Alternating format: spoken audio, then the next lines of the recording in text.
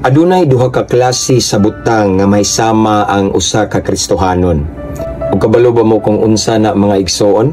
Sama sila sa plastik ug bulawan. Ug karon ato ning pamalandungan. Ang plastik lang sa atong unahon. Ang plastik manimaho kung sunugon. Mag-anam-anam na siya og kalanay. Ang iyang kaanyag dili mulahutay. Kay piki man dili tunay.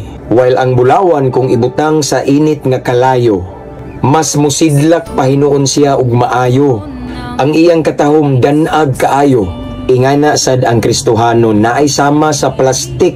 Ang ilahang kadasig fake. Ilang relasyon ni Kristo dili tinud-anay. Ilang pagsimba pakaaron ingnon radiay.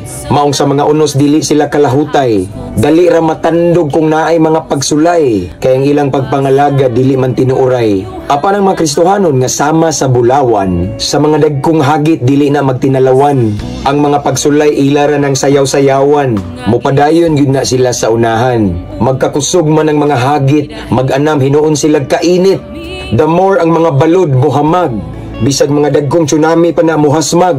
Musamot pa hinuon ilang pagdanag. Ilang pagtuo sa Ginoo dili gyud muluag. Sa kangit-ngit mahimo silang iwag. Ug tungod sa ilang kahayag, ang mga daotan dili na mahisalaag. Sukam mo diya mga kahigalahan. Asa man taan ni sa plastik o sa bulawan. Unta sama ta sa bulawan dili sa plastik.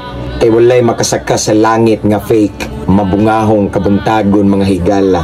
Ampo amping abantita. To God be all the glory. God bless.